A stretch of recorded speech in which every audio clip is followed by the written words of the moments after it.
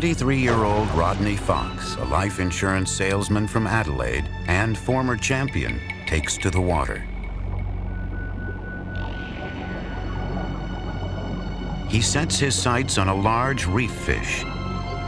Little does he know that he himself is being stalked by a great white shark.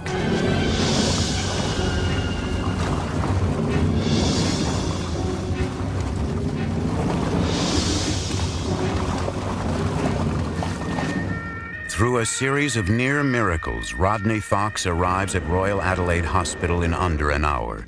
The vascular surgeon there has just returned from an international conference with the very latest in surgical techniques. They go to work on the mutilated body delivered to the operating theater.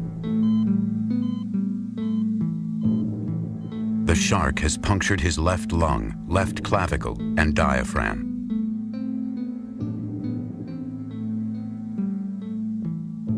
The jaws have bitten through all his ribs, gouged skin and muscle from his left side, and exposed several major organs. According to one surgeon, had Rodney arrived 5 minutes later, he would have bled to death.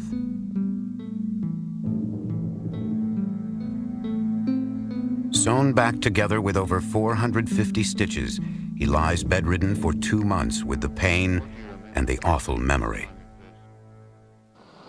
Do you hope to continue skin diving one day?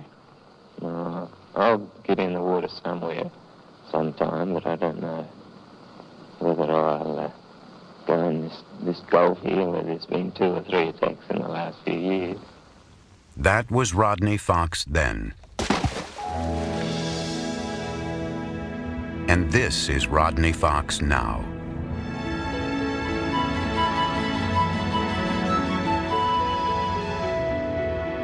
Seldom has a single event so radically transformed a person.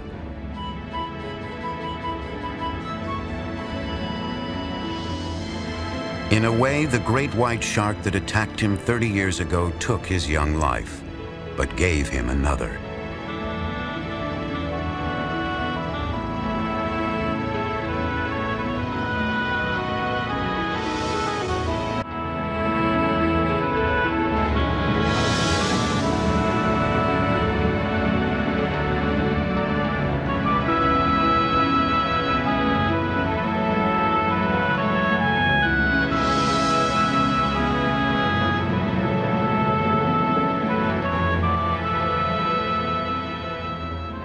In 3 decades, Rodney Fox has grown from a fearful shark victim into a shark champion and protector.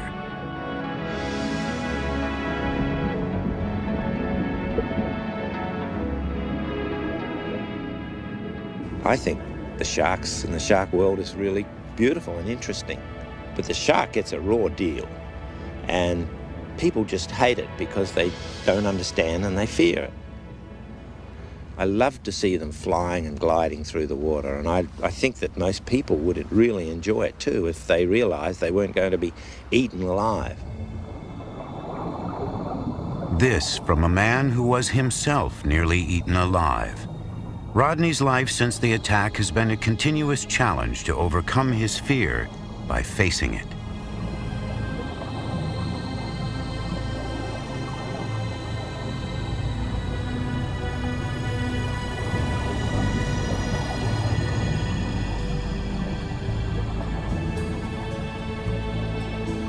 Today, documentary filmmakers and marine scientists from all over the world travel to Australia to go looking for sharks with Rodney. His knowledge of living sharks is unparalleled. Marine biologist Eugenie Clark. People who hear about Rodney's shark attack, they go, wow, he's an ordinary man like one of us. And yet, he had such a terrible experience. And on top of that, he's telling us that sharks aren't dangerous. They're good. We should preserve them. So this is what's so wonderful about Rodney, that somebody that suffered through such a terrible incident can now defend the animal that attacked him. It wasn't always that way. reliving the shark attack story has been a continuous epic in my life. So many people want to hear how I survived, how I stuck my fingers in the shark's eyes, how I put my arms around it so it wouldn't bite, and how I went up to the surface and it followed me. And after about 8 or 9 years of telling the story, I read the original Reader's Digest First Person Award that I had written immediately afterwards, and I found I had changed the story a little. I was telling people what they wanted to hear and not necessarily the truth. Time often affects memory. Here, the story is only 2 days old and not nearly so heroic. All I remember is this big thing pushing me through the water. And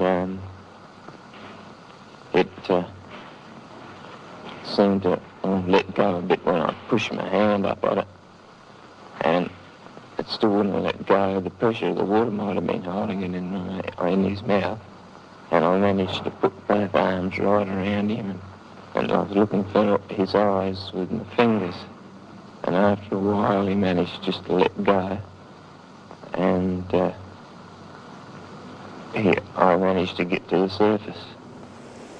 Very luckily, there was a boat just coming over to see what was going on, because there was so much blood and disturbance in the water. They quickly rolled me into the boat. I had to keep both arms just like this so that they wouldn't rip my arms off. As they came to shore along this incredibly rough area there, they drove the boat up onto the shore and they loaded me onto a bit of a stretcher, and a car, the only car in the whole area that had been in this beach for about 4 or 5 years, was available, and they drove it out over the reef with 10 or 20 guys lifting it over the big lumps of the rocks through here, loaded me in the back of it, took off towards Adelaide. It was an absolute miracle, especially when they unloaded me out of the boat. As they did, my wetsuit slid open and my stomach actually, loops of intestine came out, which seems funny now. I've got a good friend who actually tells me quite every now and again that he stuffed them back in with his fingers and they bunched me up. Oh, it was his chest. Rodney's wife, Kay.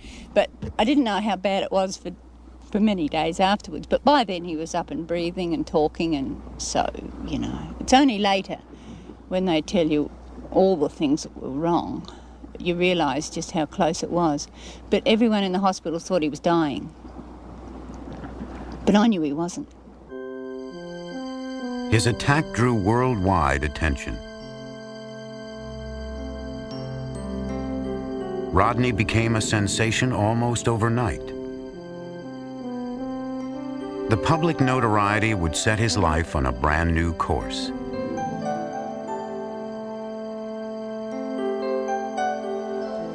Three months after the attack, escorted by Kay, Rodney began his return to the sea, but it wasn't easy to forget his attack. The fear of the sharks when I went back in the water was huge. My first time my head went underwater, I imagined in my mind sharks running in from all directions, and I said, "Stop it, you've got to control that." Things would never exactly return to normal for Rodney. His love of the sea was now overshadowed by a terrible fascination with his old nemesis, the shark. In 1965, he helped organize the first expedition to track the great white. The adventure became a docudrama. But danger in the unknown makes man himself the quarry of the most savage hunter of the deep.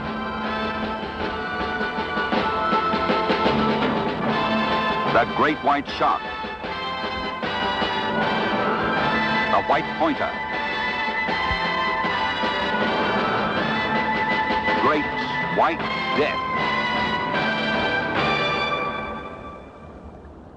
Come on, you bastard, attack.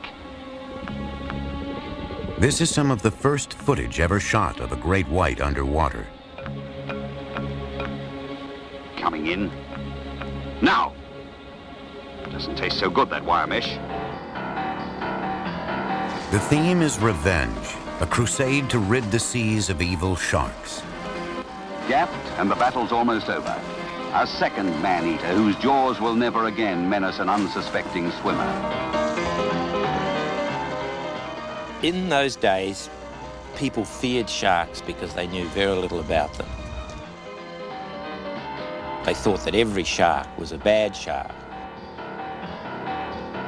And there was a big saying at that stage that the best shark is a dead shark. The first film was followed by a second.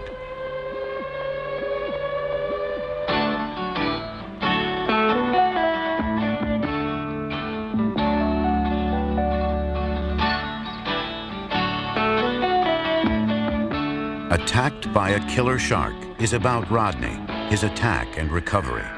Again, it shows Rodney wielding a spear gun, bent on revenge. Time out to reload. The cartridge inside the head explodes on contact. The tremendous concussion is transmitted into the body, killing instantly. But it does twist the truth just a little. I wasn't really after revenge.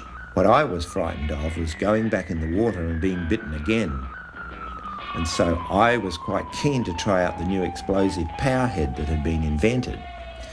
And I went underwater and I shot some of these sharks on film to show that man could protect himself in the water. Rod's on a killing frenzy, intoxicated with his success of overriding his fears. This is exactly the scene he had been in need of. In fact, Rodney's attitude was beginning to change, a fact obscured by the dramatic film script. I didn't realise or understand much at that time, but I thought that's not the right attitude. We've got to look at it further than that. We've got to learn more about them and understand them and learn to live with them. As Rodney's appreciation for the great white began to grow, so too did his expertise as a shark tracker. In 1969, he was called into work on a shark movie unlike any that had gone before. Has that cage been checked out? Film producer Peter Gimble turned to Rodney to deliver the sharks for his cameras. Well, generally, after they've had a taste, they start really to tear into things and really start to be active. And then you'll let us get in the water. I'll push you. The result, the critically acclaimed documentary Blue Water, White Death. In the crew was diver cameraman Stan Waterman. The two men would become lifelong friends. Gotta be 12. Oh, yeah, he's 12. Look at him, man. Rodney had already done 2 films about the great white, and Rodney probably knew more about how to chum in the great white. Very important, that chumming, the putting out of what is called burley in Australia, to attract him, so that Rodney was the natural man to set up the scene for us. Rodney didn't have a cage back then. Gimble had the cages. Rodney knew where to find the burley, the chum, and set up the boats.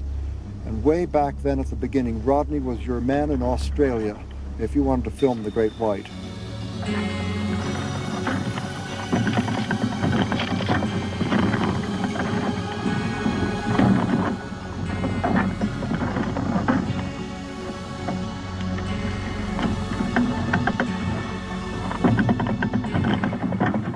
Sorry about your cage, fella. Where do you see it? How bad is it? What a mess. What's he bent the cage up, Stan? Oh, where do you see? The carnage of earlier films was not repeated.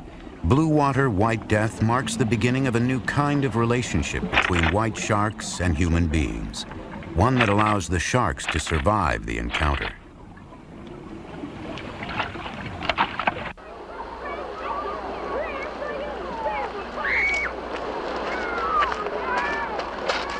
For Rodney Fox, the occasional filmmaking stint was not enough to support his young family. So he took up abalone diving, a dangerous but lucrative profession. It would put food on the table for 18 years. But always the sharks weighed heavily on his mind. One of the hardest things was to do over that 18-year period when I was abalone diving was when I had to return to abalone diving the week after I'd been out filming sharks. We'd attracted maybe 10 or 15 great whites around the boat during that week period. We'd had them biting on the cages and taking baits and showing these enormous teeth. And when the film crew had left and everything had quietened down, I had to make my living again and go back in the water, only a few miles from where we'd seen all these sharks. I'd had to put on another hat and say to myself, sharks don't like abalone. They generally don't eat humans. You'll be okay. But the first couple of days, I imagined those sharks were looking at me.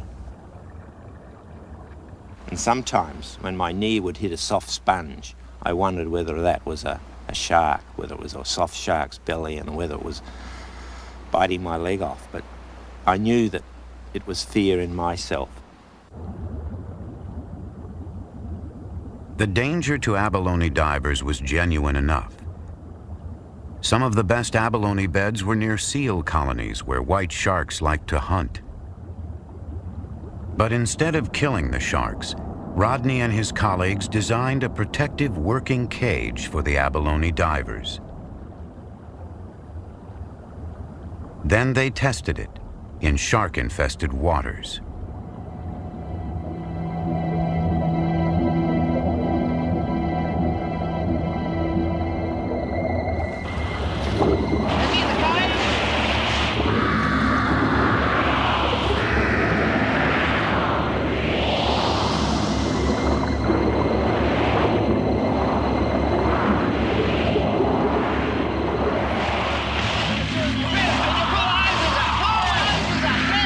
Watch out for that. Come on, quick. Hurry up. Quickly. Pull back again. It really proves that that cage is safe to abalone dive out of, because you've been involved with 5 sharks down here swimming around, attacking it, and they've only taken the hose. And if you've got enough air to survive and you can get up to the surface, you'll be safe. Exactly, yeah. Makes the adrenaline pump, doesn't it? The adrenaline really started to pump in 1974, when Rodney was contracted to coordinate the filming of live sequences for the greatest shark film of all time. He had had experience with filming great whites in the wild, but Jaws was a different kind of project.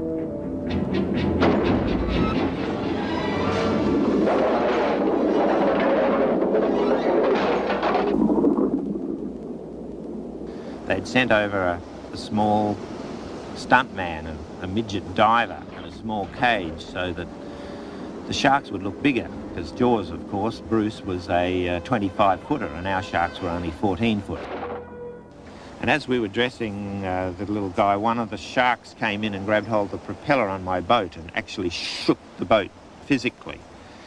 And it was well over 14 feet long and a very strong shark. And as it swam along the side, I'm saying to Carl, quick, get in the water, get in the water. The cameraman's ready, here's the sharks. And he's saying, no, no, no. The stunt diver wasn't the only one who didn't want to go in the water. Jaws was great entertainment, but the public was terrorized, and the perception of sharks went from bad to worse.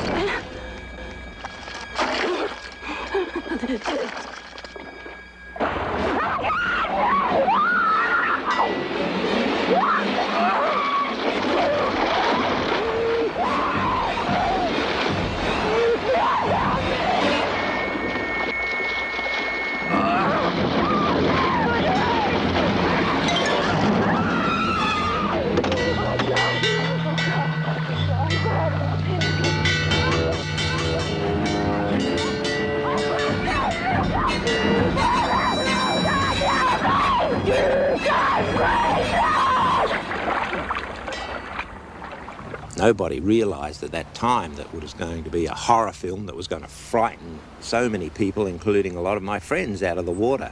I had people say to me, I wouldn't even go in the bath now after seeing the film Jaws. For Rodney, Jaws was the turning point, the moment he finally realized that the sharks needed a champion, and so he set out to debunk the old myths. He started a business, an expedition business, taking filmmakers, scientists, even tourists out into the South Australian seas for face-to-face encounters with the real great white sharks.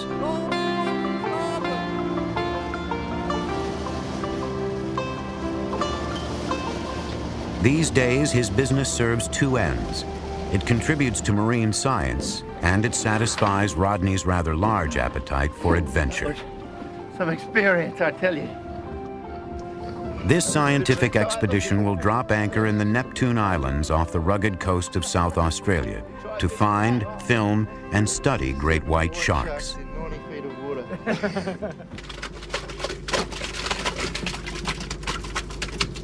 Rodney's son, Andrew, has taken over the necessary, if noxious, chore of mixing the key ingredients of burley, a kind of foul stew that sharks seem to find irresistible. Blood, ground tuna, and a little seawater. That's the recipe. Andrew will create a smelly slick stretching several miles down current from the vessel. Any sharks in the area will find the invitation very attractive. Marine scientists from the University of Adelaide want to test the strength of a great white's bite and to identify the telltale signs of shark attack for forensic purposes, a grisly but necessary study. The sharks must be induced to bite a specifically designed pressure plate. First, they need to be worked into a biting mood.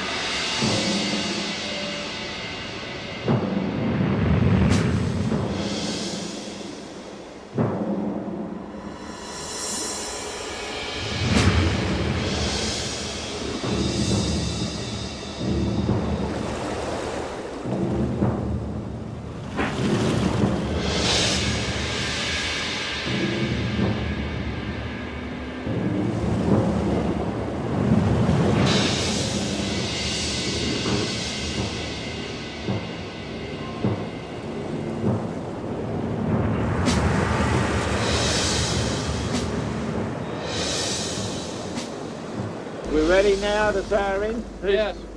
Okay, drop her in, Andrew. Now that the shark has the idea, he gets his tuna on a plate. Keep it in the air anyway, because he's a bit cranky. Whew.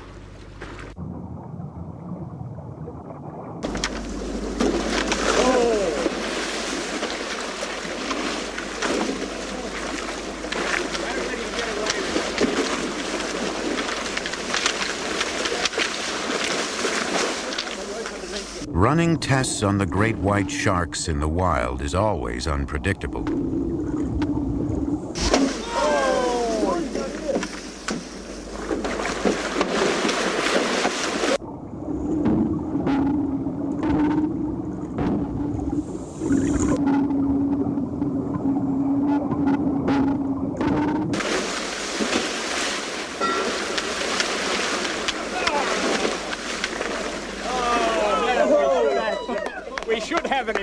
On there.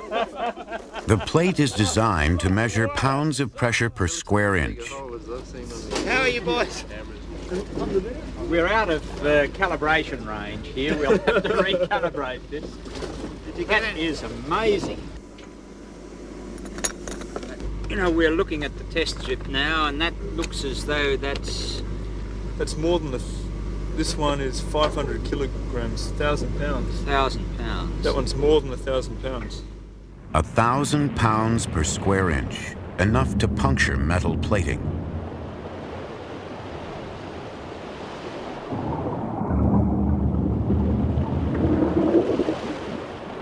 But what exactly is it that draws a great white and prompts it to bite? Is it the smell of prey, or the sight of it, or the vibrations it sends through the water? That's a crucial question for divers, so Rodney helped set up another experiment. What I hope to do here is to really work out whether the great white sharks are interested in humans, whether they can actually see that there is a shield, an unseen shield there, whether they can detect that, and whether they may be interested in the fish or sound, and whether just to see just what they are interested in. They swim around and around so many times the cages without biting, and we haven't had any true results. In order to test sight, Rodney will use a cage of 1/4-inch Lexan plastic to give the sharks a clear view of his shape. An underwater speaker will test for sound, broadcasting low-frequency vibrations to simulate the vibrations made by moving prey. Intermittent.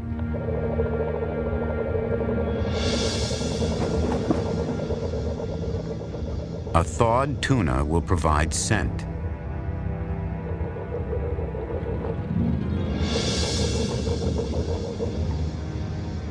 Will the shark show any clear preference?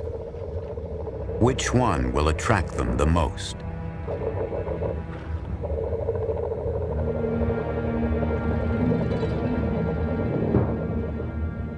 The adrenaline that rushes in you as you go down there, and as the shark comes in when you're in the Lexan tube, gives you a real rush. It's excitement all over again. It's like the first time in my shark cages. It's exciting, and my heart, you can feel it a little higher and beating a little faster as you realise that you are part of an experiment, that the sharks don't really know whether they can get at you or not. It was quite unnerving, really, because I felt like I was naked in the middle of a street in a shop window and with everything exposed.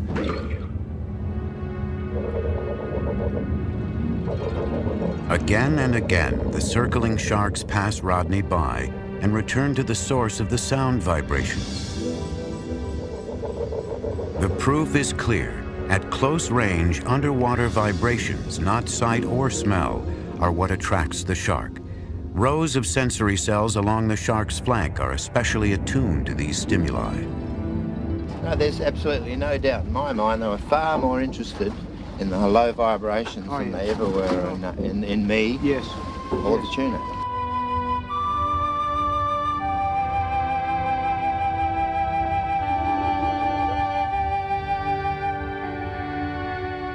The more Rodney has studied them, the more he has come to learn about sharks. The great variety of sharks, all 370 species of them. I get lots of pleasure from looking at the different species of sharks, from the carpet shark that lays on the bottom with his frilly mouth,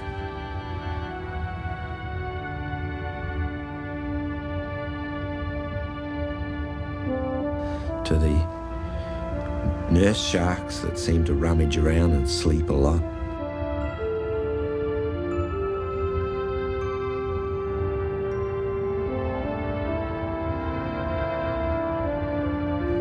To the beautiful whaler sharks and the bull sharks and the silky sharks and there's so many, the mako sharks and the great white sharks.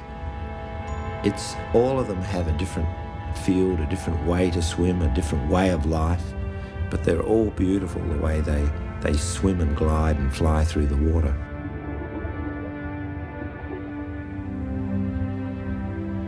And the biggest and most mysterious of all, the whale shark.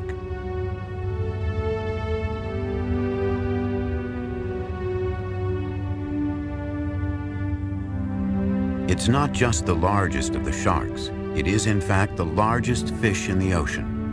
But despite its menacing size and appearance, this is among the most gentle and benign of all sharks. It eats plankton, not people.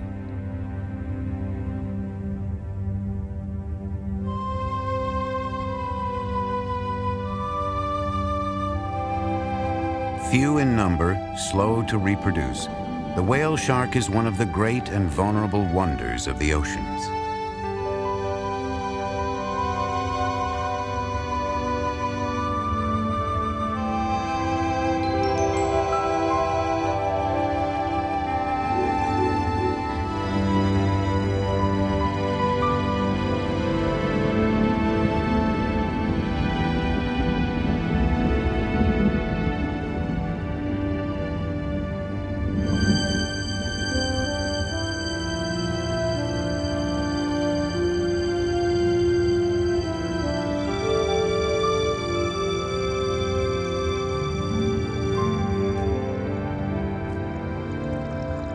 whale sharks, to the diver, have been one of the greatest pinnacles of sharks in all the oceans of the world.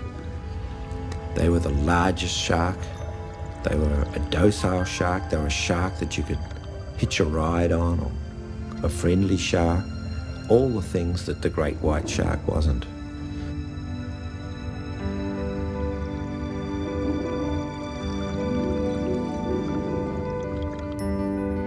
Growing to over 50 feet and 20 tons, the whale shark is so big that it supports other fish, like these remora. They hitchhike harmlessly on the whale shark and eat the food it leaves behind. Ironically, the most visible fish in the ocean is also one of the least understood. No one can say where or when these sharks reproduce, or even how old they grow to be. But some scientists believe they live as long as we do, roaming the tropical oceans in search of food and occasionally each other.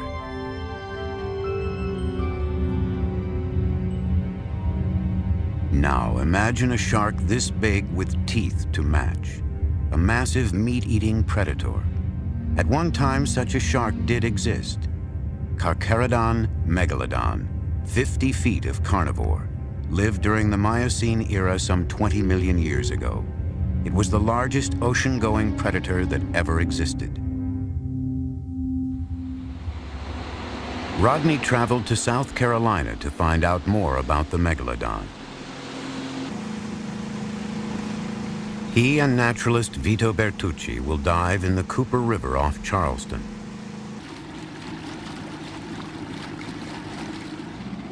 It's a dangerous dive, but this was a hunting and dying ground for Carcharodon megalodon, and his fossilized teeth lie embedded in the river bottom.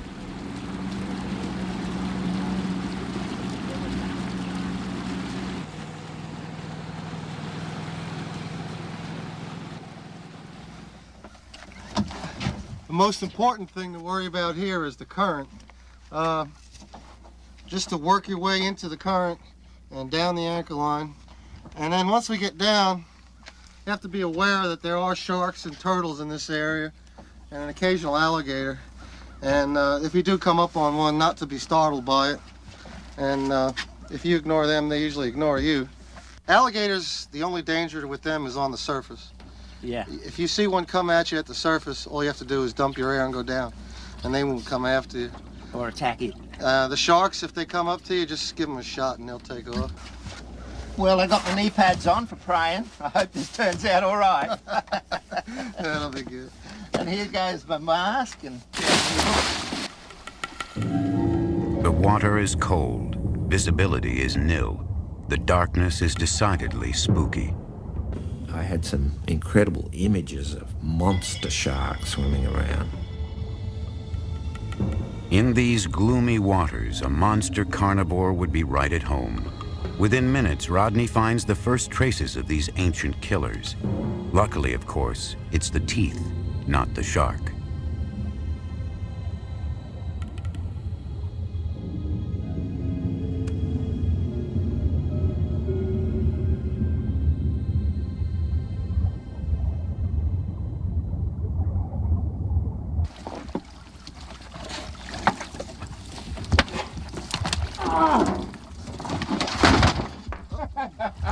You okay? Yeah, fine. I don't know if I can get up here very easy. That's the best way, just leave your gear on the floor. How do I get this helmet off? Oh, I feel a bit like Houdini. Why are they different colours? This one was in the sand. On the sand? Yeah, in the sand, and these were in the mud. In the mud, like a bit further away. Yeah. You know, when I was heading down there with you for the first time, I thought, what am I doing here? It was dark and crazy, and I'm pulling and I'm spinning sideways on the rope down there. And it was only when I saw the bottom come up slowly that I realised there was a steady bottom there. And I thought, I can't give up now because I can't get back in the boat. and then I went on, and then when I saw that first half a tooth down there, I thought, oh, this is what it is. And then I started looking, and I forgot about all the problems of the you told me about down there, and started looking for teeth. And, you know, you can get carried away. Down in Jacksonville, Florida, Cliff Jeremiah is taking Vito's fossil teeth and reconstructing a megalodon shark jaw. It will be the largest shark jaw in the world, big enough to swallow a small car. And it has an entire set of properly matched teeth.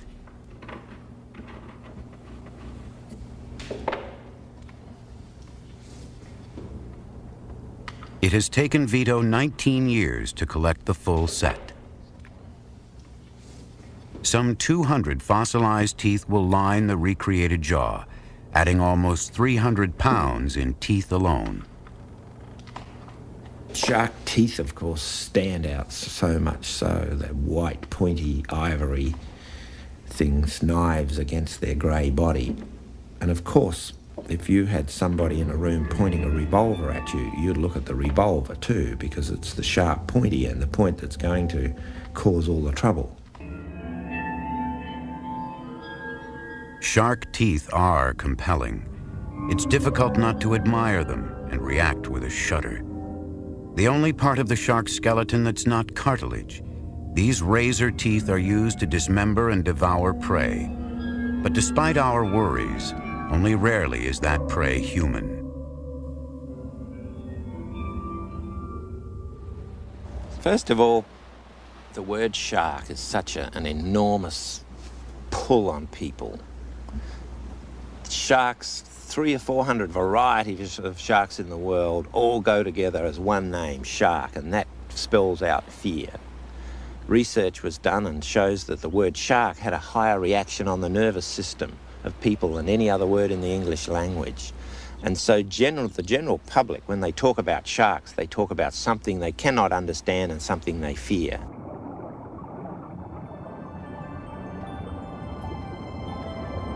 In fact, sharks are not all scary. Only a handful are any kind of threat to people. What they are is vitally important to the oceans.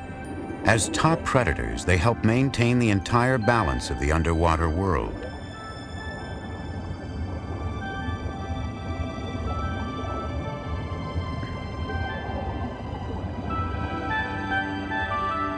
Rodney's fascination with these great hunters has taken him all around the planet. His quest? To learn still more about sharks. And it's a quest that never ends. All right, we're going to place the mask on, and the way to do that is to put your chin in first, and then we'll pull this strap over the top. Here at Walker's Cay in the northern Bahamas, Rodney and Dr. Eugenie Clark have come to swim with reef sharks in the wild. On this dive, Rodney and Eugenie are wearing special masks that allow them to communicate underwater.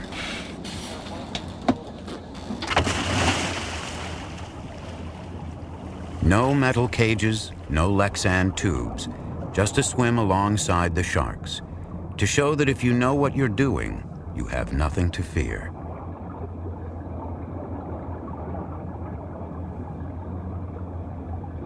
They've picked a dive center where frozen fish remains are put out to lure large numbers of sharks for the divers.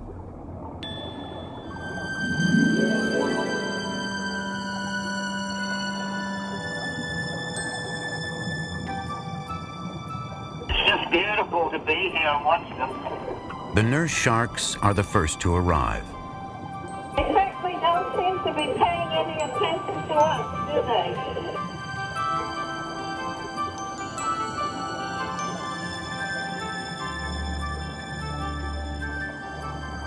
Food or fish? What sort of food or fish do these nurse sharks normally eat? Well, the nurse sharks eat the food on the bottom. Shellfish, crab, and any kind of fish they can get a hold of.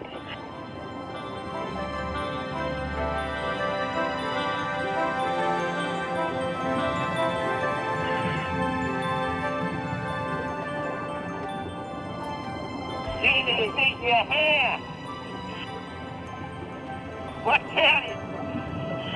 They're trying to eat your hair, Genie. Trying to eat my hair?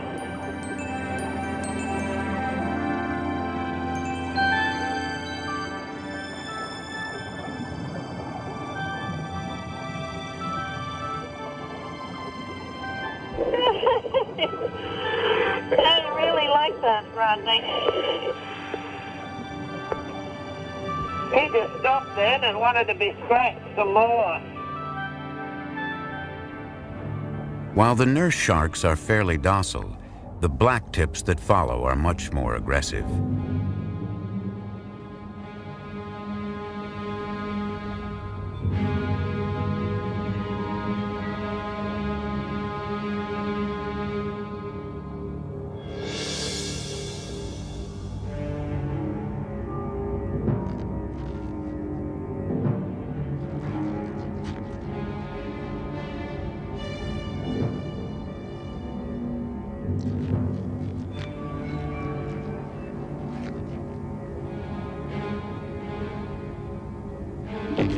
That one just tried to bite me on the camera, so I suppose they are dangerous.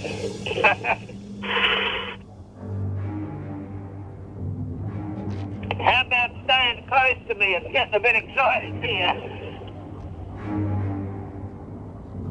How many species do you think we've seen, Jeannie? Well, it looks like 3 species for sure. The gray reef, or the reef shark, as it's called in the Caribbean. A lot of these nurse sharks, and then the black tip. I don't know if they're 2 species or one of the black tips.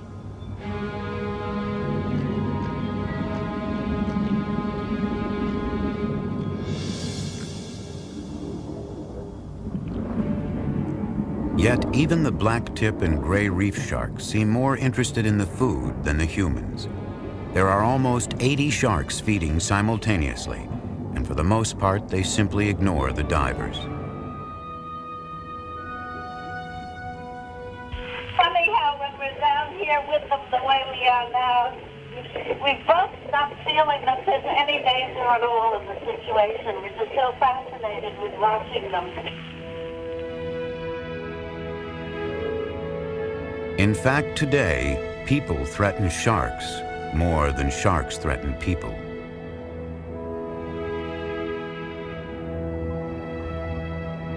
Sharks are being killed, sometimes purely out of hate. They don't even use them. There's some of the shark tournaments where they just go out and kill sharks.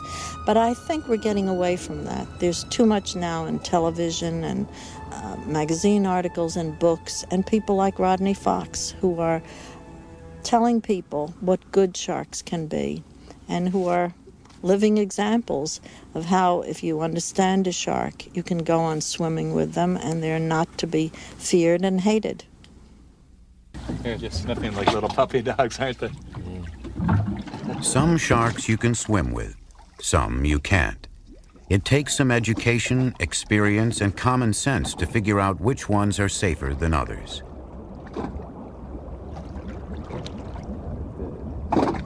Silky sharks, for instance, are on the safe list. And with silkies, there's a twist, as Bahamian Stewart Cove will show Rodney. And when we go down there, you're going to twist its tail. It's important when we're swimming around sharks, keep our hands down because they do have teeth. But we can, when they swim by us, if you grab their tails and twist them gently, it will paralyze the shark. And when you do that, you can actually roll them over, stroke their bellies. We use this maneuver to actually remove fish hooks. And so we sort of do the sharks a little bit of a favor and remove the fish hooks. And it doesn't seem to bother them. You can paralyze the sharks and then release the sharks. They'll come right back to you, and you can do it again. Well, I'm game. Let's try it.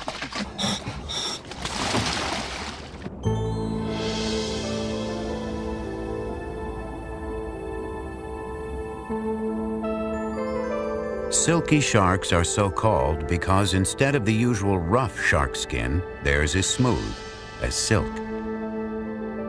Reaching up to 9 feet in length, they inhabit the waters off Nassau to the south of Walker's Cay.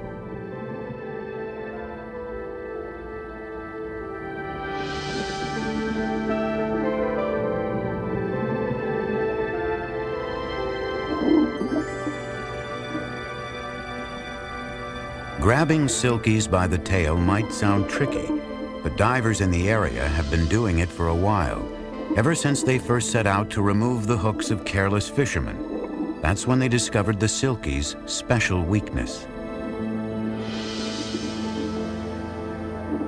It's called tonic immobility, and it's a quirk of the shark's nervous system. A kind of temporary paralysis brought on by twisting the shark's tails and flipping them over.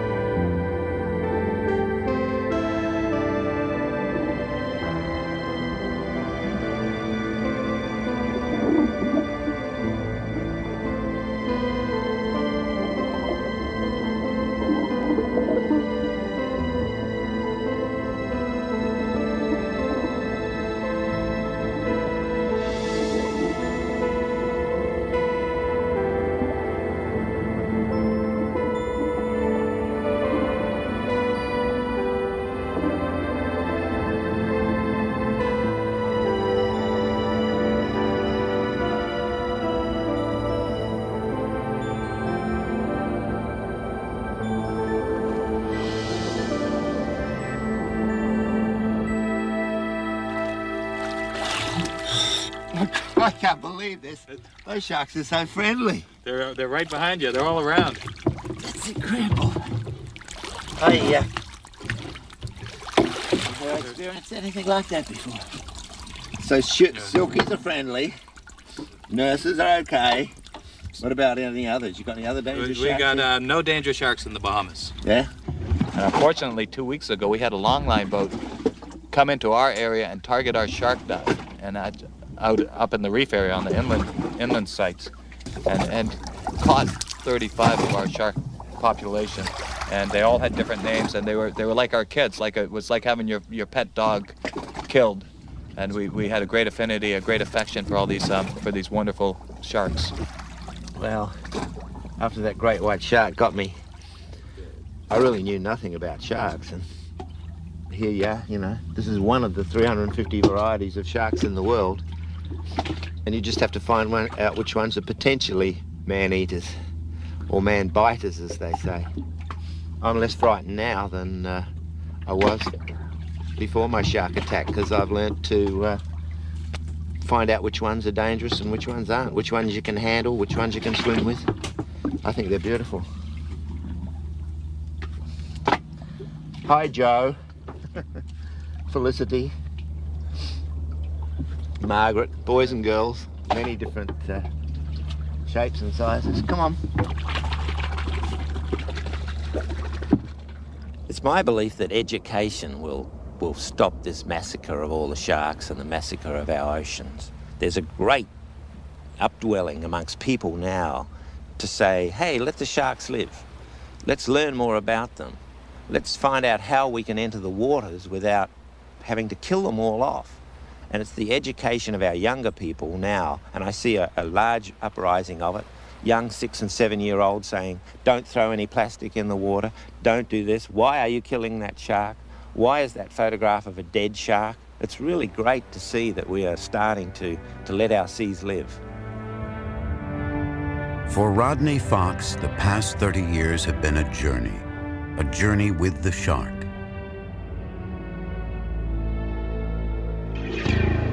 It was a voyage that started in one terrible instant. A voyage into the face of fear.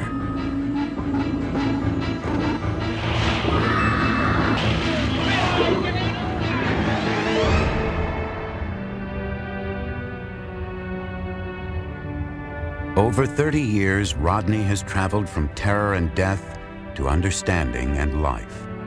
From the early days when killing sharks seemed right, to the present when harming them, even accidentally, seems very wrong.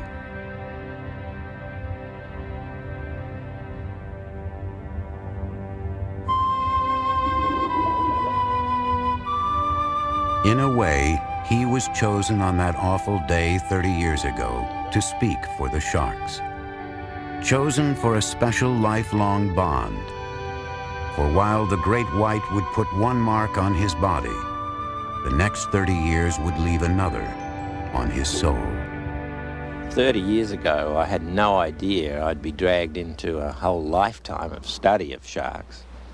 And when I look back now, I realise that, and feel quite proud that I've worked with so many interesting people.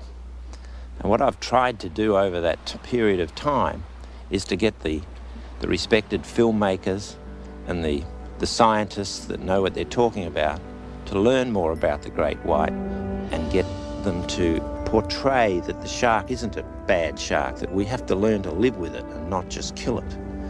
And I look back over 30 years to find that slowly it's been happening and working, and all of the people agree with my philosophy.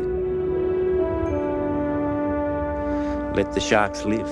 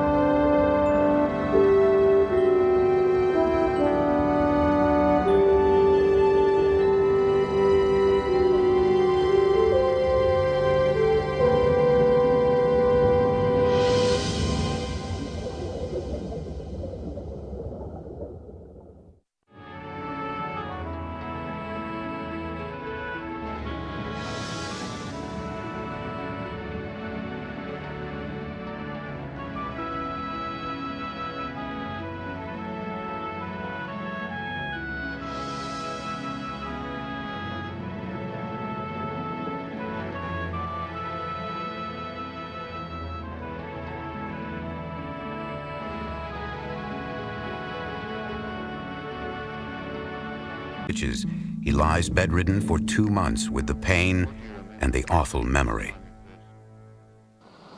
Do you hope to continue skin diving one day?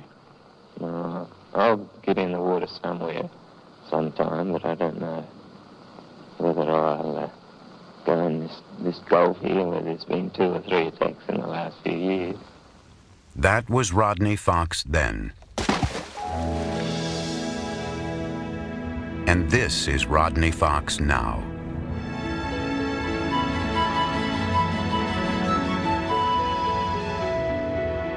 Seldom has a single event so radically transformed a person.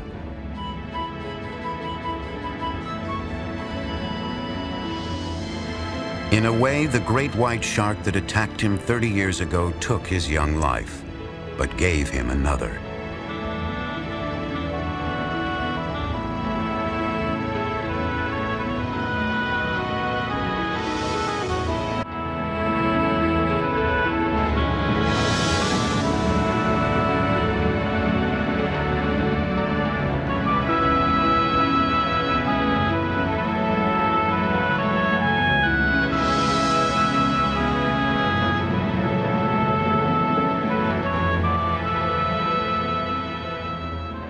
In 3 decades, Rodney Fox has grown from a fearful shark victim into a shark champion and protector.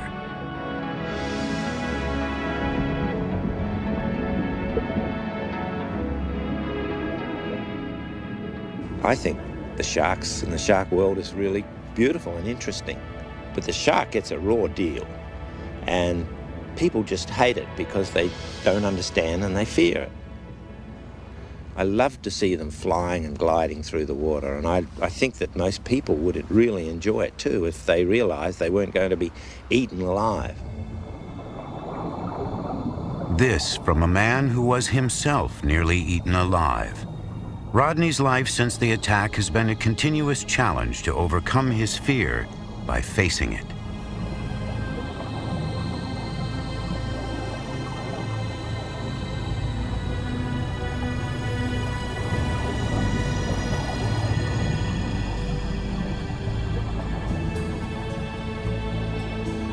Today, documentary filmmakers and marine scientists from all over the world travel to Australia to go looking for sharks with Rodney.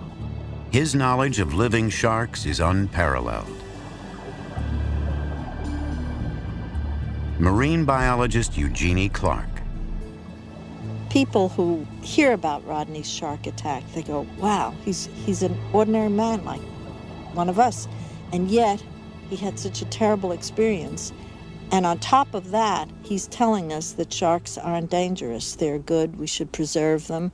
So this is what's so wonderful about Rodney, that somebody that suffered through such a terrible incident can now defend the animal that attacked him. It wasn't always that way. Reliving the shark attack story has been a continuous epic in my life. So many people want to hear how I survived.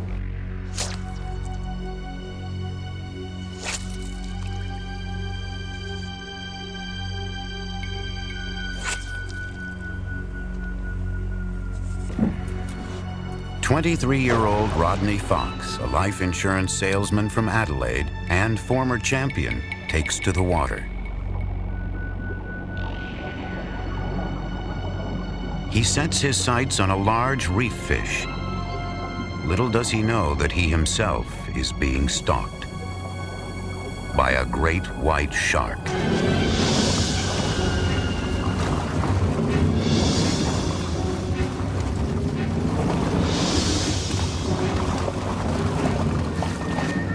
Through a series of near miracles, Rodney Fox arrives at Royal Adelaide Hospital in under an hour. The vascular surgeon there has just returned from an international conference with the very latest in surgical techniques.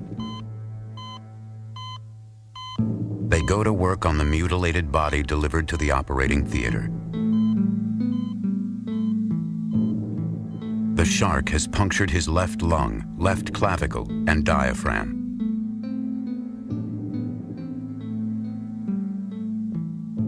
The jaws have bitten through all his ribs, gouged skin and muscle from his left side, and exposed several major organs. According to one surgeon, had Rodney arrived 5 minutes later, he would have bled to death.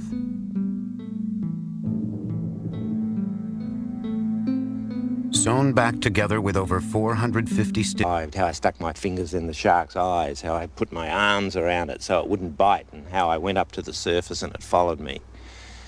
And after about 8 or 9 years of telling the story, I read the original Reader's Digest first person award that I had written immediately afterwards, and I found I had changed the story a little.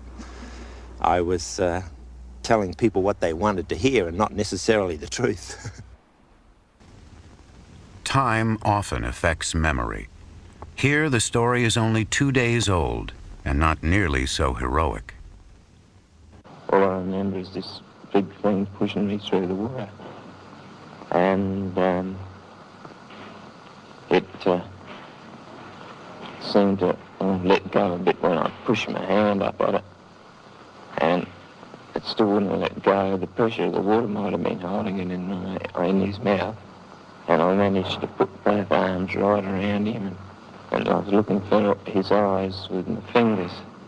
And after a while, he managed just to let go. And I managed to get to the surface. Very luckily, there was a boat just coming over to see what was going on because there was so much blood and disturbance in the water. They quickly rolled me into the boat. I had to keep both arms just like this so they wouldn't rip my arms off. As they came to shore along this incredibly rough area there, they drove the boat up onto the shore and they loaded me onto a bit of a stretcher, and a car, the only car in the whole area that had been in this beach for about 4 or 5 years, was available, and they drove it out over the reef with 10 or 20 guys lifting it over the big lumps of the rocks through here, loaded me in the back of it, took off towards Adelaide. It was an absolute miracle, especially when they unloaded me out of the boat. As they did, my wetsuit slid open and my stomach actually loops of intestine came out, which seems funny now. I've got a good friend who actually tells me quite every now and again that he stuffed them back in with his fingers and they bunched me up. Oh, it was his chest. Rodney's wife, Kay. But I didn't know how bad it was for many days afterwards. But by then he was up and breathing and talking, and so, you know, it's only later when they tell you all the things that were wrong, you realise just how close it was. But everyone in the hospital thought he was dying. But I knew he wasn't. His attack drew worldwide attention. Rodney became a sensation almost overnight. The public notoriety would set his life on a brand new course.